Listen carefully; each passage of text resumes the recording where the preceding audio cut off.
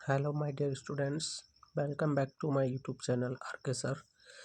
आज मैं आपके लिए लेके आया हूँ most important question answer prose और सप्लीमेंट्री के 12th क्लास के। तो मैं बात कर लेता हूँ सबसे पहले जो आपके मोस्ट इम्पोर्टेंट क्वेश्चन है। सबसे पहले प्रोज के मोस्ट इम्पोर्टेंट क्वेश्चन, केवल 10 क्वेश्चन आंसर आपको लर्न करने हैं और इन्हीं 10 क्वेश्चन आंसर में से ही आपके बोर्ड एग्जाम में क्वेश्चन देखने को मिल जाएगा। तो इसीलिए आपको केवल इन्हीं 10 क्वेश्चन को लर्न करना है और आराम से आप जो है 8 में से 8 मार्क्स आसानी से प्राप्त कर सकते हो। तो मैं यहाँ पर स्टार्ट करता हूँ। सबसे पहले यहाँ पे मैंने फर्स्ट पार्ट जो आपका है लास्ट लेसन, इसमें से पहला क्वेश्चन है what does M Hamel say about the French language and why. M Hamel ने फ्रेंच लैंग्वेज के बारे में क्या कहा और क्यों कहा। देखिए यहाँ पे स्टार्ट करता हूँ। M Hamel says, M Hamel कहते हैं अबाउट द फ्रेंच लैंग्वेज के बारे में दैट कि it is the most beautiful language ये सबसे सुंदर भाषा है इन द वर्ल्ड, संसार में। इट इज़ क्लियरेस्ट, ये सबसे स्पष्ट भाषा है। एंड मोस्ट लॉजिकल, और सबसे तर्क संगत भाषा है। लॉजिकल भाषा है, तार्किक भाषा है लैंग्वेज, और सबसे तार्किक भाषा है। वी मस्ट गॉड इट, हमें इसकी रक्षा करनी चाहिए। एंड नेवर फॉरगेट इट, और इसे कभी भूलना नहीं चाहिए। एंड सेकंड क्वेश्चन है आप इस पार्ट से, इस लेसन से, how did M Hamel blame himself for France not learning French. M Hamel France को फ्रेंच भाषा ना सिखाने के लिए स्वयं को दोषी कैसे मानते थे। तो M Hamel blamed himself, M Hamel ने इसके लिए अपने आप को दोष दिया। For France not learning French, France को फ्रेंच भाषा ना सिखाने के लिए। As he often sent him to water, जैसे कि उन्होंने उसको वाटर हिज फ्लावर्स, अपने फूलों में पौधों में पानी देने के लिए प्रायः भेजा था। Instead of learning his lesson, उसके पाठ को सिखाने के बजाय। M Hamel also gave him a holiday, M Hamel also gave him a holiday, और एम हैमल ने उसे प्रायः छुट्टी दी है। When he wanted to go fishing, जब वह मछली पकड़ने जाना चाहते थे। एंड नेक्स्ट क्वेश्चन आपका सेकंड पार्ट से है, what is the meaning of garbage for the children, बच्चों के लिए गार्बेज का अर्थ क्या है। What did they find in it, और वे उसमें क्या पाते थे। The meaning of garbage for the children, बच्चों के लिए कूड़े का अर्थ है इज गोल्ड, सोना है। दे फाउंड, उन्हें मिलता था गोल्ड कॉइन्स एंड रुपीज, सोना सिक्के और रुपए। इन इट, इसमें। फॉर एल्डरली पीपल, और जो एल्डरली लोग थे। और द पेरेंट्स, अथवा उनके जो माता पिता थे। It is a means of survival, उनके लिए एक सर्वाइवल, जिंदा रहने का साधन था। जीविता का साधन है। And next question, mention the hazards of working in the glass bangle industry, जो कांच चूड़ी का उद्योग है उसमें काम करने के खतरे क्या हैं, उनको मेंशन करना है। तो यहाँ पे आंसर राइट है, the hazards of working in the glass bangle industry are, कांच की चूड़ियों के उद्योग में काम करने के जो खतरे हैं। Number 1, the workers often lose their eyesight before they become adults, जो काम करने वाले हैं वो प्रायः अपने आंखों की रोशनी खो देते हैं बिफोर दे बिकम एडल्ट्स, अब प्रौढ़ अवस्था या जवान होने से पहले ही। Point number 2, they ruin their health, उनका स्वास्थ्य नष्ट हो जाता है। द ग्लास फर्नेसेस, कांच की भट्टियों में। विद हाई टेम्परेचर, उच्च तापमान के साथ काम करते हुए। इन डिंजी सेल्स, अंधेरी कोठरियों में। विदाउट एयर एंड लाइट, बिना वायु और प्रकाश के। And next question, question number 5, who was रे ट्रैप सेलर, चूहे दान बेचने वाला कौन था। How did he make the red traps, और वह चूहे दान कैसे बनाता था। तो रेड ट्रैप सेलर बाजे बेगाबोंड, रेड ट्रैप सेलर कौन था, एक बेगाबोंड था। ही सोल्ड रेड ट्रैप्स, वह चूहे दान बेचा करता था। ही मेड देम हिमसेल्फ, वह स्वयं उनको बनाता था। एड मूवमेंट्स फ्रॉम मटेरियल्स, अपने स्वयं से बनाता था। मटेरियल, पदार्थों से। Which he got by begging, जो उसे भीख मांग कर मिलता था। इन द स्टोर्स, स्टोर से or at the big farms अथवा बड़े बड़े फार्मों से। Question number 6, why did the peddler consider the world as a rat trap. जो पैडलर है, फेरी वाला है, वो जो है संसार को एक चूहेदान के रूप में क्यों मानता है। तो the peddler considered the whole world as a big rat trap, क्योंकि पैडलर जो है वो कंसीडर्ड मानता है द होल वर्ल्ड, पूरे संसार को, as a big rat trap, एक बड़े चूहेदान के रूप में। बिकॉज इट्स सोल, क्योंकि उसका एकमात्र पर्पज, उद्देश्य, बीइंग टू सेट बैट्स, केवल चारा डालना होता है, फॉर पीपल, लोगों के लिए, and any one who is tempted, और कोई भी जो ललचा जाता है, बाय देम, उनके द्वारा, वाज कैप्चर्ड, वो फंस जाता था, बाय द रेट ट्रैप, चूहेदान के द्वारा। एंड नेक्स्ट क्वेश्चन है, हु वॉज राजकुमार शुक्ला। राजकुमार शुक्ला कौन था। व्हाट वाज हिज स्पेशलिटी, और उसकी स्पेशलिटी क्या थी, विशेषता क्या थी, खामियां क्या थी। Rajkumar Shukla was a sharecropper of Champaran in Bihar. Rajkumar Shukla Bihar में चंपारण का एक शेयर क्रॉपर था, बटाईदार था। हिज स्पेशलिटी, उसकी विशेषता या खूबी, पास थी, दैट की ही वॉज इलिटरेट, वह अशिक्षित था, but resolute for his decision, किंतु अपने निर्णय के लिए हमेशा दृढ़ निश्चयी था। Next question number 8, why did Gandhi ji agree to a settlement of 25% refund to the farmers. जो गांधी जी थे वो किसानों के 25% refund,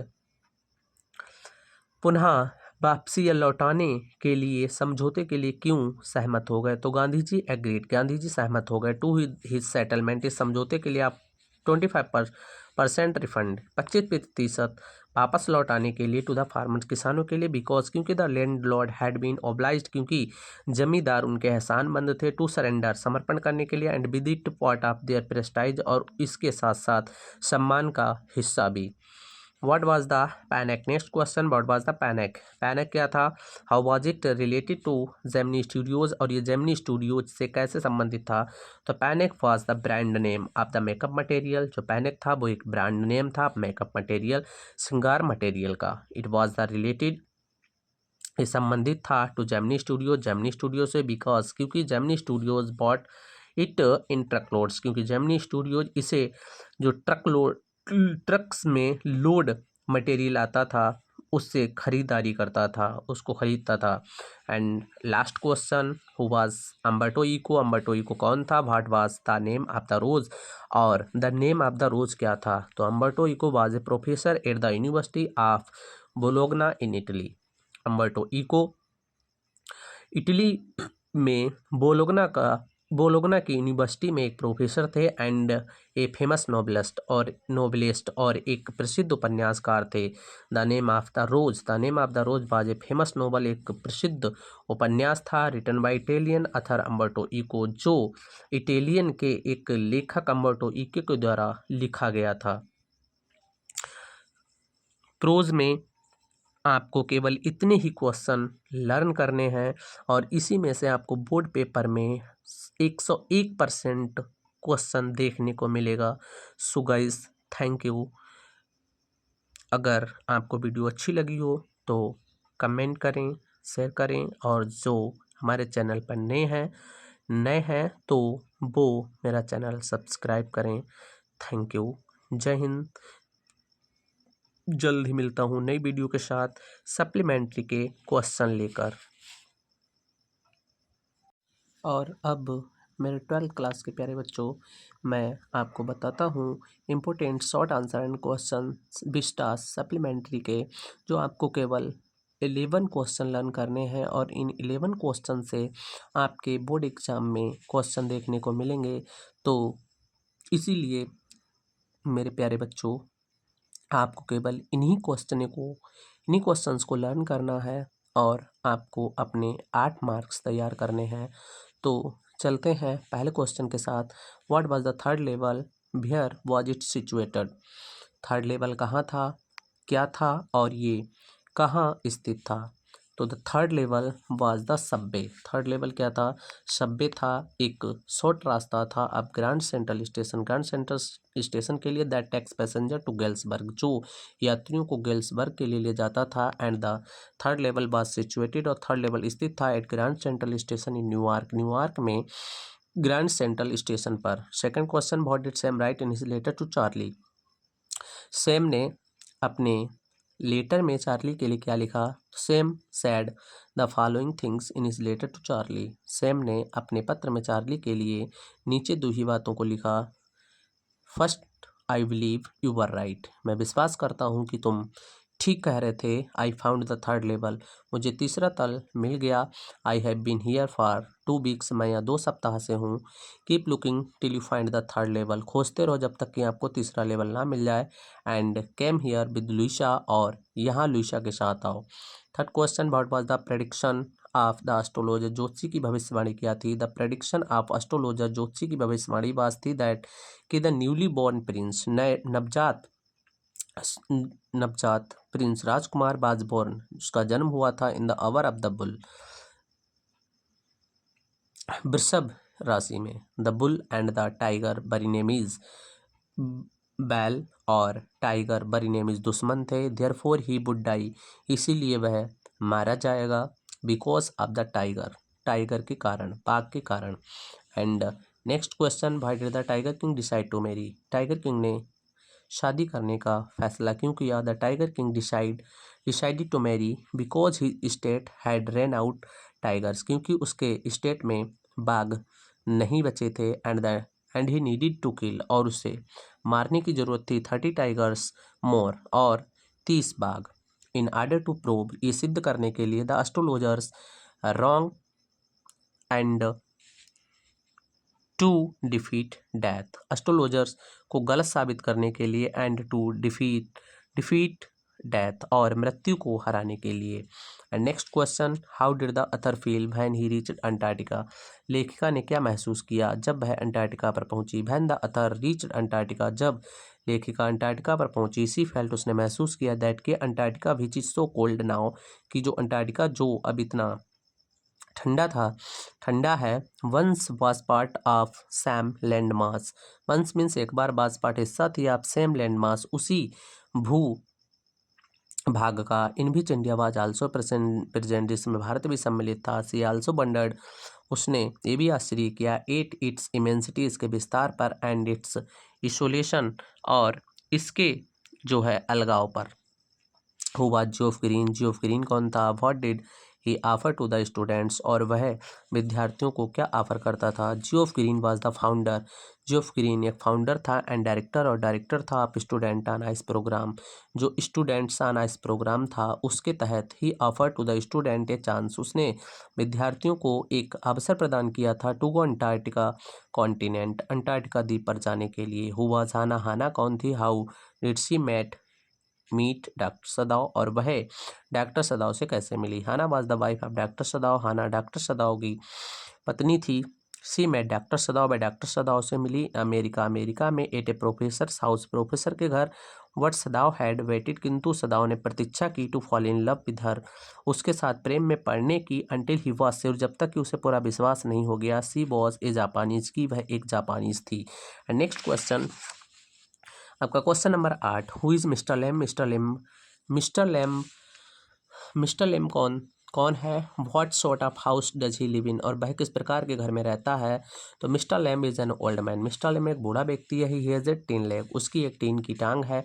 he lost his real leg in the war, उसने अपनी रियल लेग को एक युद्ध में खो दिया था, या एक युद्ध में उसकी जो रियल लेग थी, रियल टांग थी, वो चली गई थी। He lives in a large house, वह एक बड़े घर में रहता है।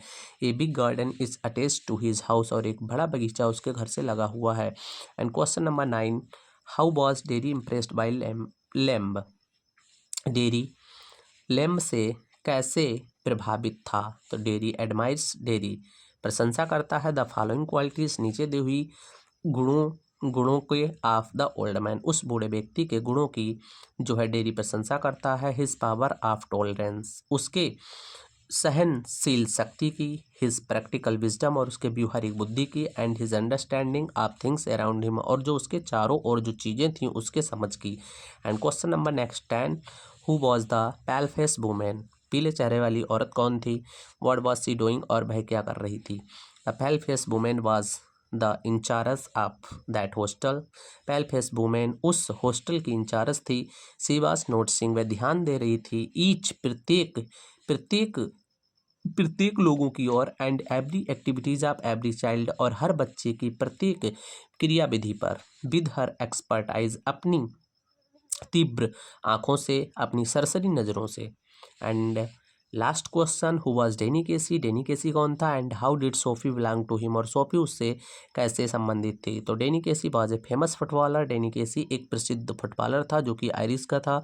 He was described as a young, he was described उसका वर्णन किया गया था एज ए यंग एक नवयुवक के रूप में, ब्राइट ब्लब्ड और एक तेज प्रेमी के रूप में। Sophie tells her brother, Sophie अपने भाई को बताती है, भैया को बताती है, स्टोरी एक कहानी, दैट की सी हैज़ मैट डैनी, की वह डैनी से मिल चुकी है। केसी and he asks her on A date, और वह उससे एक डेट के लिए कहता है।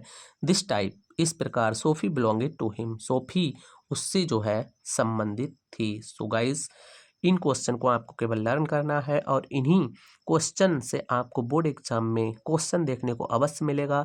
तो आपने अगर ये प्रोज और सप्लीमेंट्री के क्वेश्चन इतने लर्न कर लिए तो यकीन मानो आपके 8+8 क्वेश्चन, 8 मार्क्स, 16 मार्क्स आपके पक्के, 16 मार्क्स आने से आपको आपके लिए कोई नहीं रोक सकता है। सो गाइस, अगर आपको वीडियो पसंद आई हो तो लाइक करो, कमेंट करो, और जो चैनल पर नए हैं तो सब्सक्राइब करो। Thank you. मिलता हूँ नई वीडियो के साथ, तब तक के लिए जय हिंद।